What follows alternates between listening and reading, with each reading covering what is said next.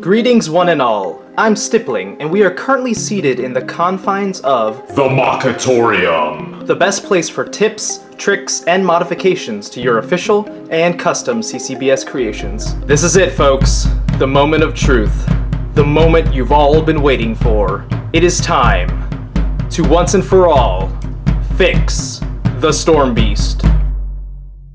While I was not as critical as I probably should have been to the set, the Storm Beast contained numerous design issues that, when compounded together, really tarnished the finish of the model. It is almost as if the LEGO set designers were so proud that they created such a unique action feature that they just attached some armor pieces to the prototype and called it a day. Fixing something with so many small issues like Storm Beast would require a complete reworking of nearly everything.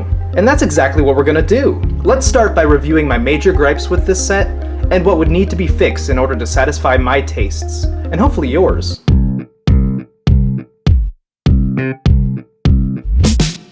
lack of sustainable posability or friction, limited neck and head articulation, awkward arms and lack of elbows, weird hands, long wrists, and thumb pop-off, incomplete custom lower legs, lack of stability support in the hindfoot, strange and unfinished back constriction. So we have our checklist and we know what it would take to make this set worthwhile. Let's go ahead and start building this guy up.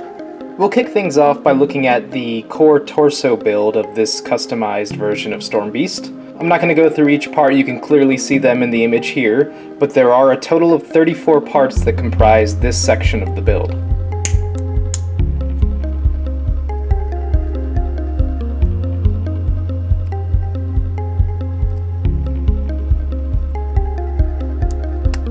So that's the left shoulder built up.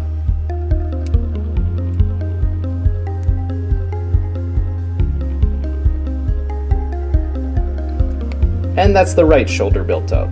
Here's where things get interesting. We won't have to fill up the center portion of the back with the neck construction because there's already a ball joint for the neck attached to the torso. So instead we can utilize that space as a means to create friction for the arms.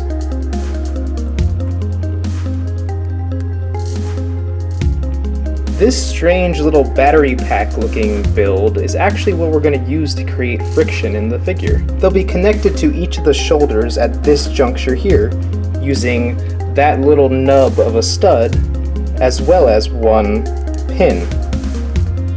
Because that nub is connected to the axle, it rubs against the little battery pack and creates a vast amount of friction in the arm. There's just a tremendous amount of friction in there now. Not enough to where you can't move it, but it's a good amount, and there's no gears used in this, so what a great option. Let's attach this thing to the back. Whoops, almost forgot this.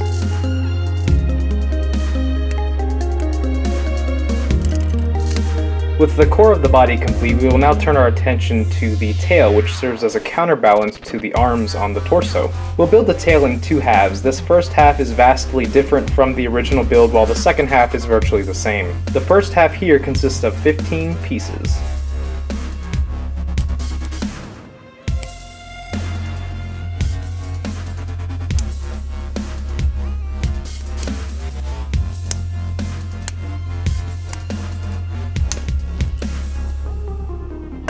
The choice to use this piece was also very deliberate and creates additional friction in the tail. And we connect the whole tail just like so.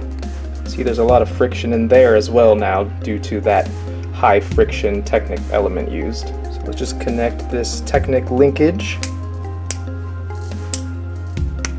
So that's really the essence of it. You could just attach what's left of Storm Beast's official set to this and it would work great.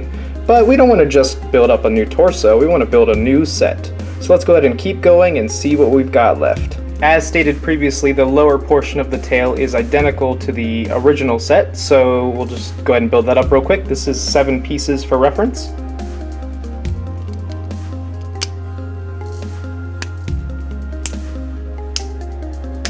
I wasn't a huge fan of the original version of this tail, but it's kind of iconic to him now, so it would have felt strange taking it away. Next on our docket are the legs. Each leg is comprised of 13 pieces and includes a brand new custom lower limb and some additional stability on the foot. Let's get building.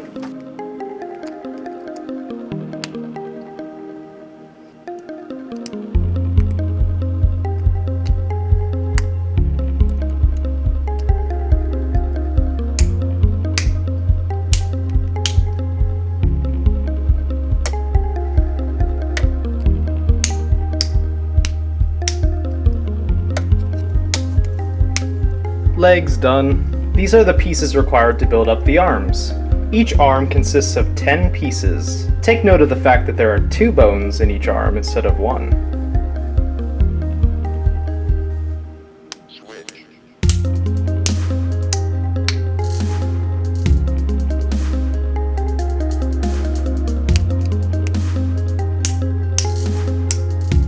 Two Storm Beast arms. Lastly, we have the head and chest construction. All of this is virtually identical to the original version except for this one bone piece, which will become the forward-facing neck. This totals out to being 14 pieces in all.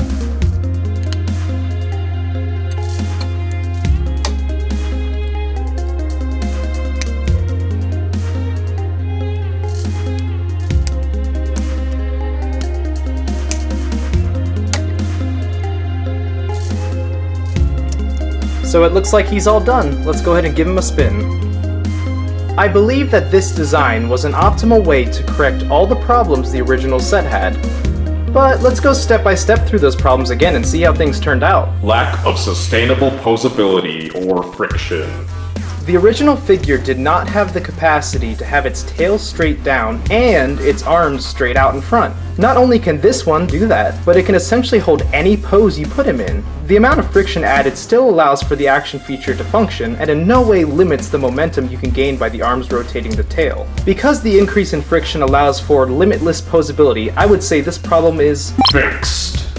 Limited neck and head articulation. Because I opted to use a swivel waist torso versus the original torso, I was able to connect the neck directly to this ball joint without having to build a custom neck up. I was still able to create the forward bent hunchback neck that most of the villains have by using the second smallest bone piece and angling it forward. This change allows for immense posability of the head. Storm Beast can now look straight up and has a greater breadth of motion side to side. With this change, Storm Beast can now safely check his front, side, and rear view mirrors before putting the car into reverse. He's ready for his driver's test, and we're ready to call that one fixed. Awkward arms and lack of elbows. The change in arms was a simple fix. As with my Mocitorium fix of Quake Beast, I opted to pair the new crystalline armor piece with a bone piece of matching color. This minimizes the gappiness the armor shell creates at the base of the bone, or at the very least masks it. I used 2 standard length bone pieces in trans light blue, which creates the wondrous biological advance we humans call elbows. Work those biceps, Storm Beast. Fixed. Weird hands, long wrists, and thumb pop off. The hands are built similar to the Quake Beast design, with the major difference being the thumb is affixed to the hand and built from a Borak eye. The hand construction no longer has a weird socket piece and isn't built from a foot, so that's always a plus. In addition, this change in construction relocated the wrist to be where a wrist should be, another plus. Lastly, the affixed Borak eye for a thumb prevents an accidental removal of that thumb, which could only be a plus. 3 pluses make a positive, so that one is fixed. Incomplete custom lower legs. The lower legs are a subjective change, as the original wasn't all that bad. In the past Mocitoriums, I've removed the custom lower limbs and simply used bone pieces, but this time I did not. I wanted to try to fit in those 2 Borak eyes as kneecaps, so that's what I did. A subjective fix is still a fix, so it's fixed. I do want to point out that I did use those extra wide armor shells in dark blue on his thighs, just to make his thighs a little meatier. He isn't supposed to be a chicken after all. Lack of stability support in the hindfoot. This was a fast change. I swapped out the regular Technic 90-degree crossblock with a 3x2 Technic crossblock. This just gives a bit more surface area to the foot and a bit more stability to the set. A resolution to the stability problem, you say? Sounds like a fix to me. Strange and unfinished back construction. I took the time to craft a more visually appealing back on Stormbeast by carefully selecting color-coordinated parts and minimizing the use of pieces jutting every which way. Again, the back really made the set look like a prototype, and I truly think this iteration fixes that problem entirely. A perfect fix to top things off. Lastly, here's a quick side-by-side comparison of the official and custom Stormbeasts.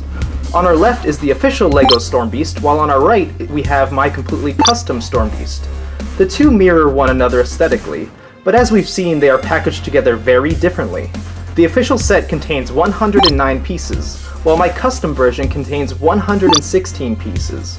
While this number is semi-arbitrary, it's interesting to note that it only took 7 more pieces to achieve all of this change. So that's my attempt to repair the damaged reputation of Stormbeast. It was always a cool set, but it just didn't quite pan out as well as I think the designer had hoped. So what do you think? Is this version of Stormbeast an improvement over the original? Did I succeed in my intentions of improving posability, playability, and displayability? If you liked this video, please feel free to show your support in the comments section, which can and should include suggestions for future Mocitorium videos. I appreciate all your feedback and support, and as always, thanks for watching.